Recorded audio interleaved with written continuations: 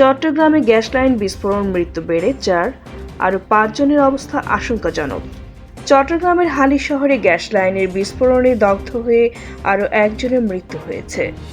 সর্বশেষ মৃত ব্যক্তি আশুর আক্তার পাখি। এ নিয়ে এই ঘটনায় মৃতের সংখ্যা দাঁড়ালো 4 জনে। মঙ্গলবার 24 ফেব্রুয়ারি রাত 10টা 47 ঢাকার জাতীয় বার্ন ও প্লাস্টিক সার্জারি ইনস্টিটিউটের নিবিড় পরিচর্যা কেন্দ্রে আইসিইউ চিকিৎসাধীন অবস্থায় তিনি মারা যান। হাসপাতাল সূত্রে জানা গেছে, আশুর আক্তারের শরীরে প্রায় 100% পুড়ে গিয়েছিল। তার শ্বাসনালীতেও দগ্ধজনিত গুরুতর ক্ষতি, ইনহেলেশন ইনজুরি ছিল, যা তার শারীরিক অবস্থাকে আরও জটিল করে তোলে। বিষয়টি নিশ্চিত করেছেন প্রতিষ্ঠানটির আবাসিক চিকিৎসক সহকারী অধ্যাপক ডাক্তার শাওন বিন রহমান।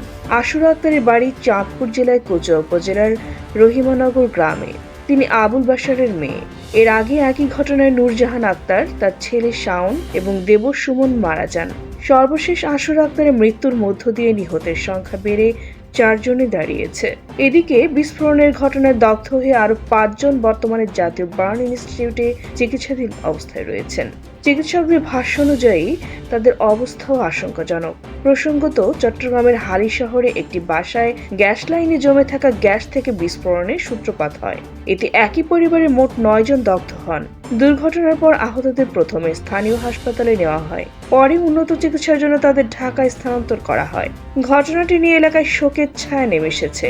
সংশ্লিষ্ট কর্তৃপক্ষ বিস্ফোরণের কারণ অনুসন্ধানের কাজ করছে বলে জানা গেছে।